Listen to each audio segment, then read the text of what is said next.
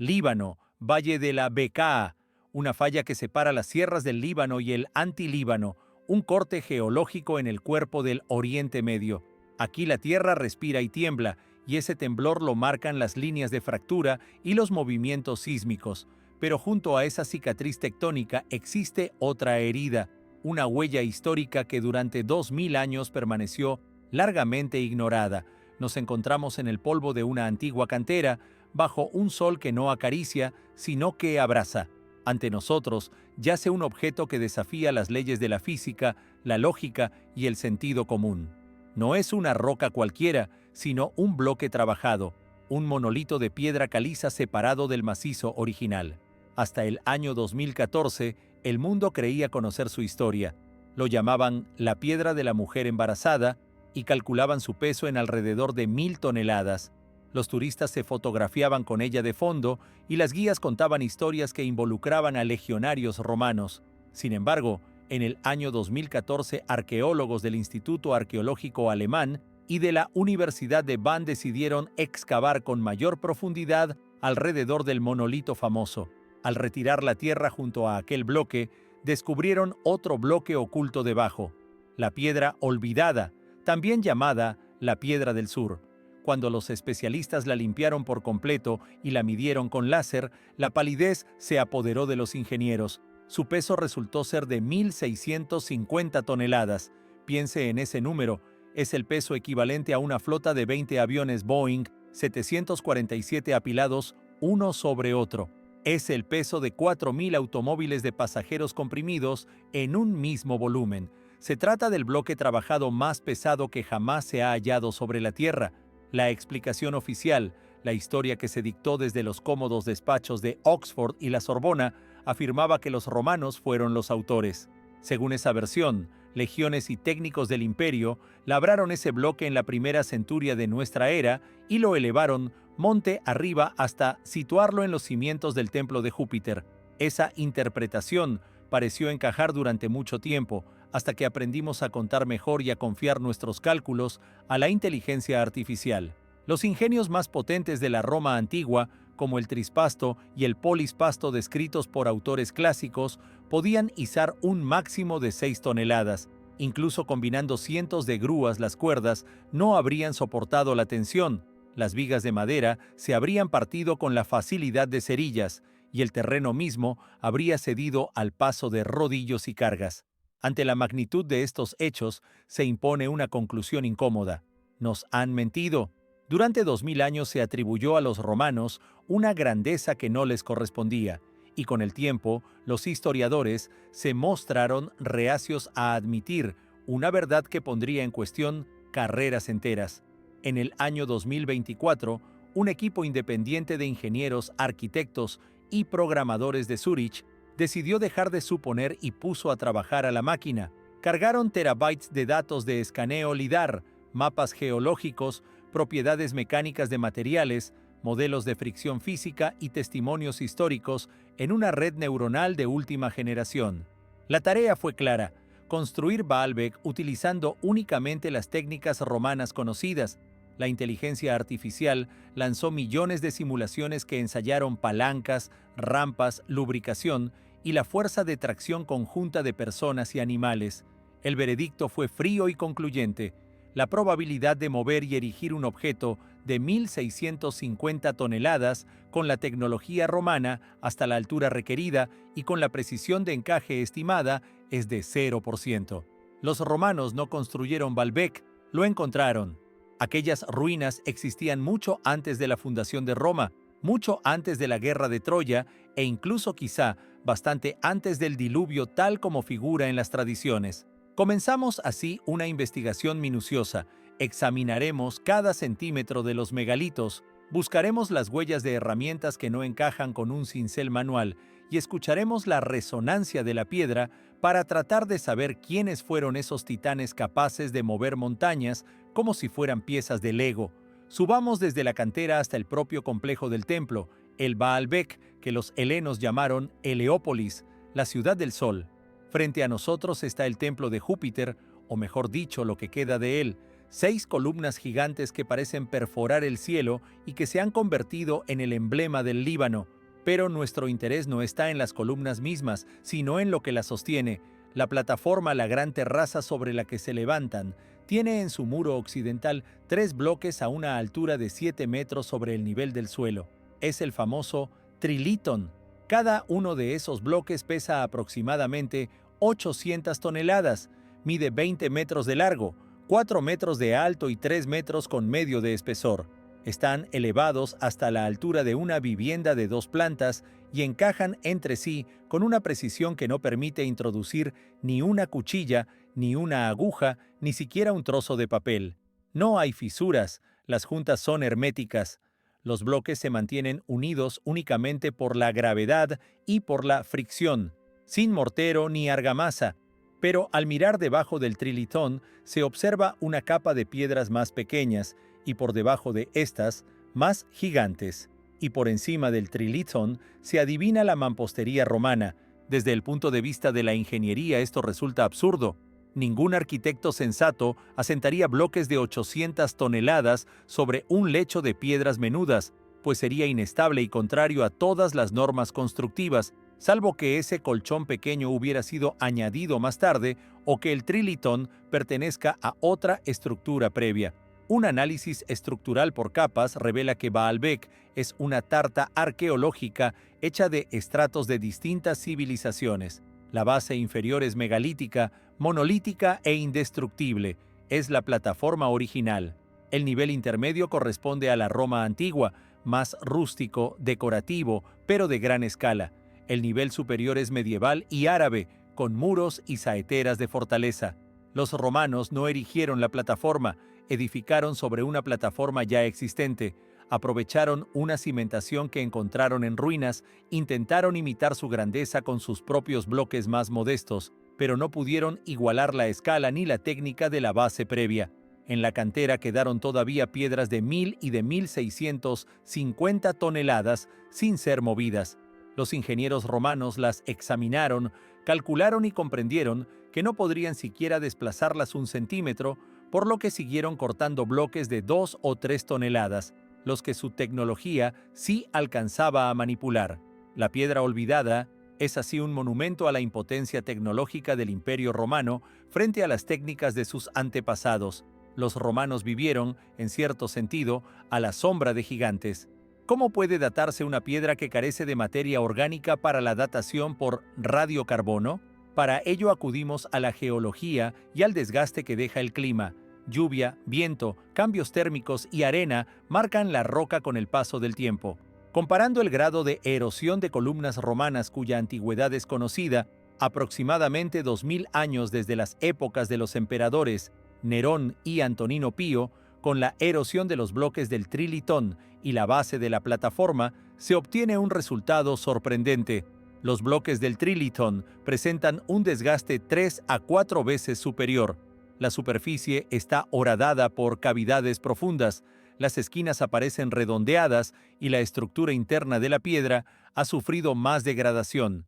Un programa de modelado geológico, ajustado al clima de la valle de la BKA, calculó el tiempo necesario para ese grado de erosión y arrojó cifras desasosegantes. Al menos 5000 años y posiblemente hasta 9000 años.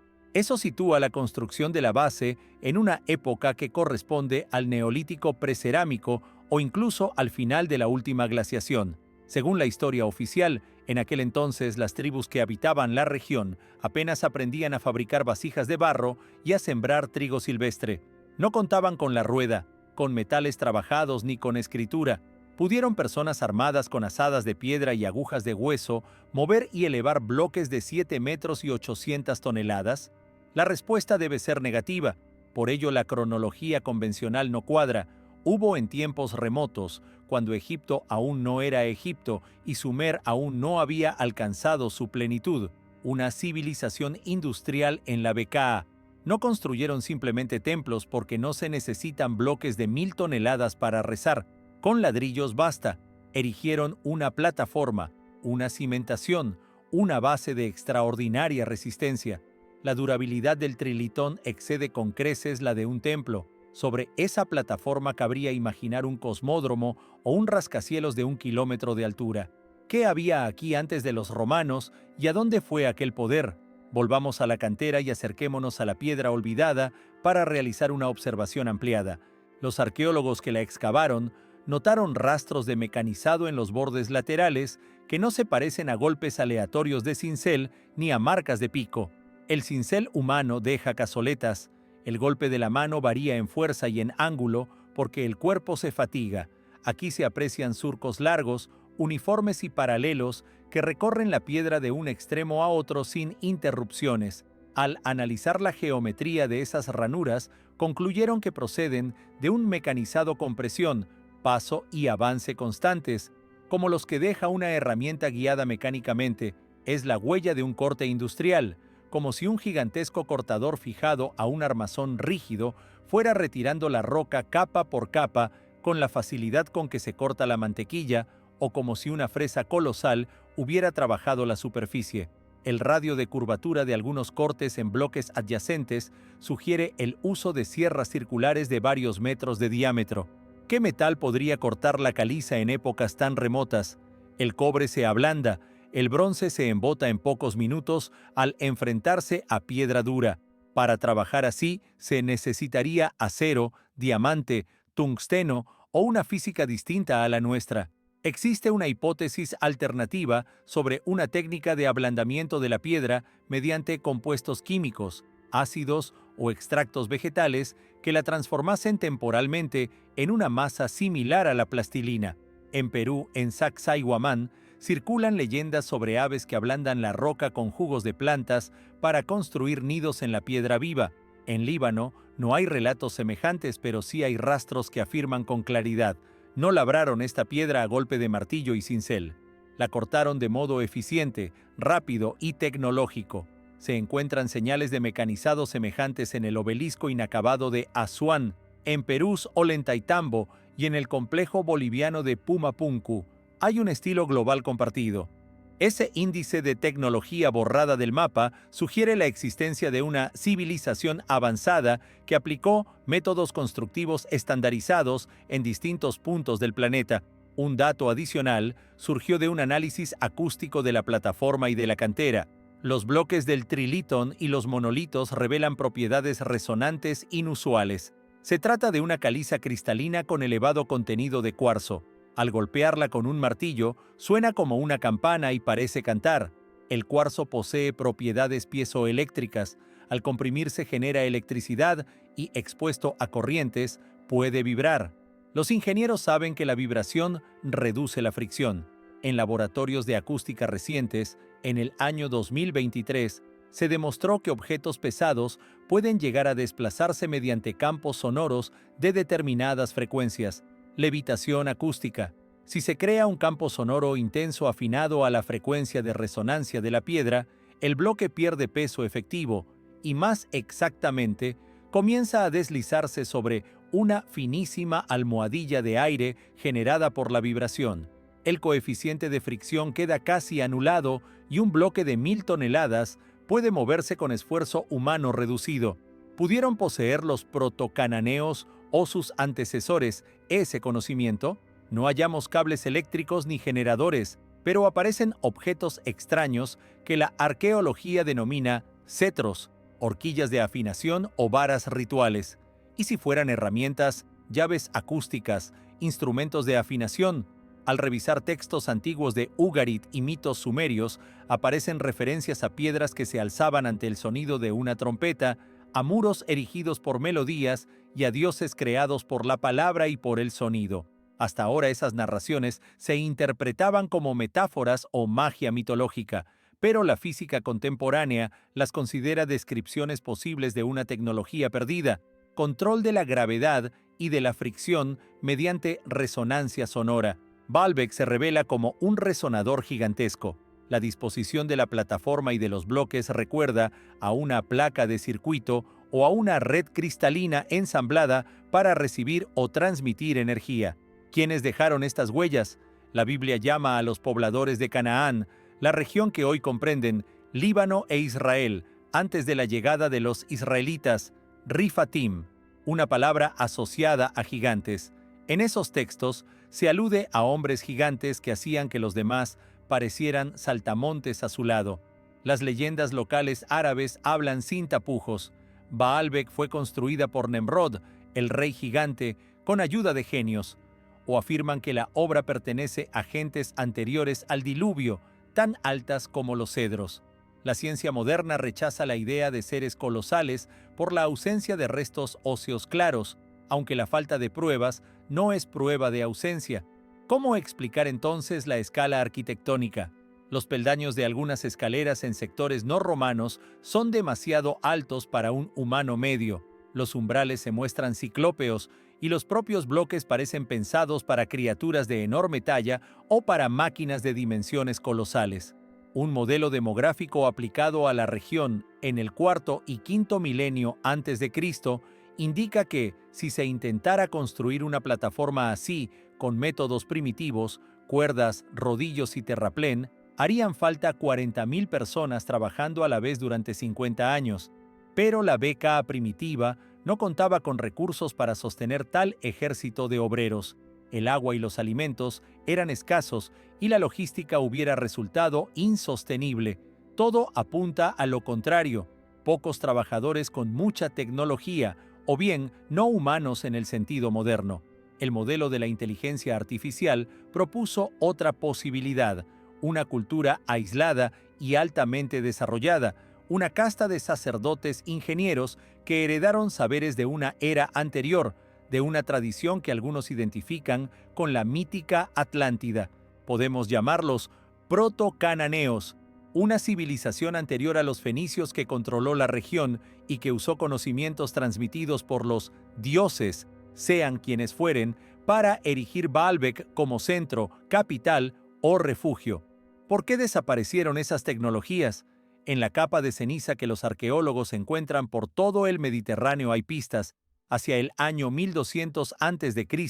se produjo el llamado colapso de la Edad del Bronce, una catástrofe sistémica que duró décadas e incluyó terremotos, una tormenta sísmica persistente, cambios climáticos, sequías, hambrunas y la invasión de los pueblos del mar que arrasaron civilizaciones. Imperios y ciudades se derrumbaron como fichas de dominó.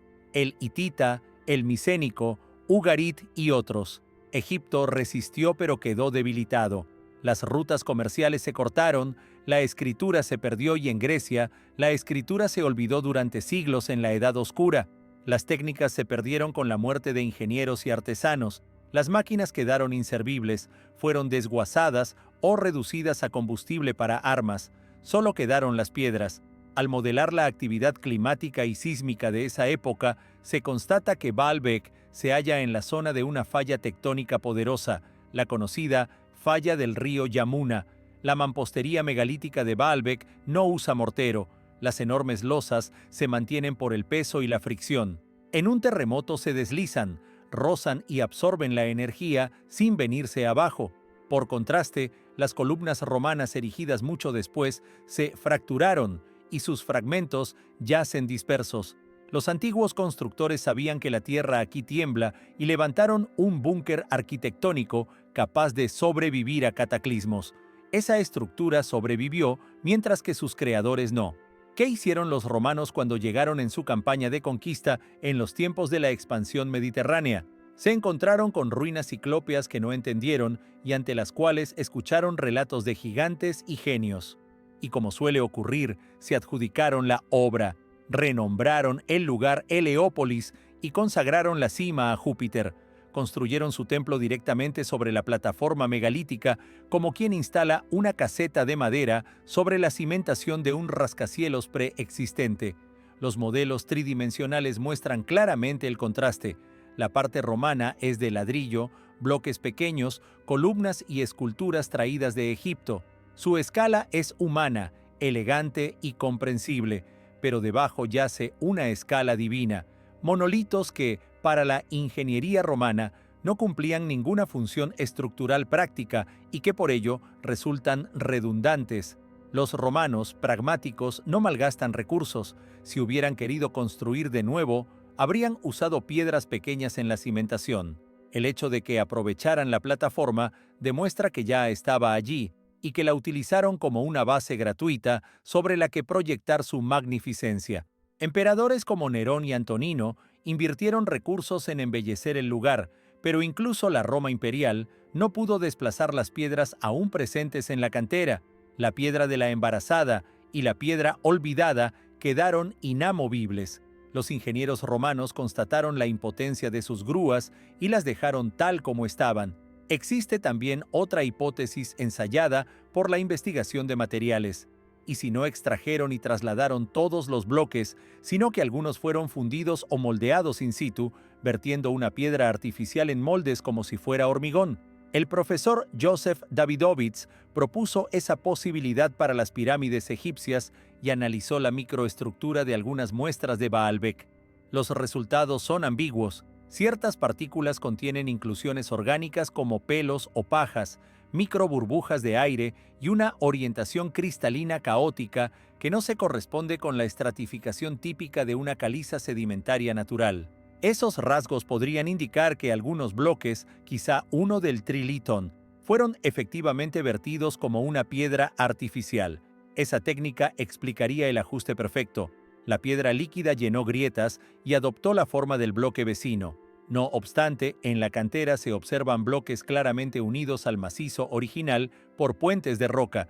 Las marcas de separación son inequívocas. Ello sugiere que ambas técnicas existieron. Pudieron cortar la roca como si fuese mantequilla y también pudieron verter una piedra artificial en moldes. Ese nivel de química industrial y de minería sobrepasa lo que hasta ahora habíamos asignado a civilizaciones antiguas, y solo alcanzamos técnicas semejantes plenamente en el siglo XX de nuestra era. Si el templo romano es una construcción nueva sobre cimientos antiguos, ¿qué pudo existir originalmente sobre esa plataforma?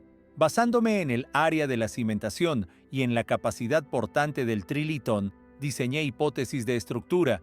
La base fue proyectada para soportar cargas decenas de veces superiores al peso del templo de Júpiter.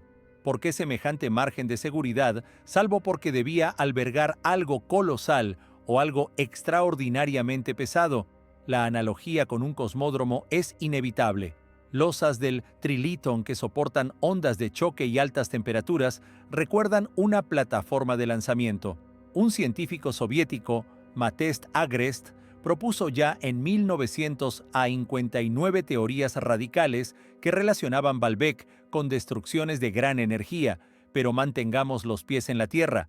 Pudo tratarse de una torre gigantesca, un zigurat que rozara el cielo, una estructura de comunicaciones, un observatorio astronómico, un puerto terrestre, un almacén gigantesco o un repositorio de saberes protegidos por muros que resistieran martillos y terremotos. Las montañas libanesas son ricas en cedro y los fenicios comerciaron por todo el mundo.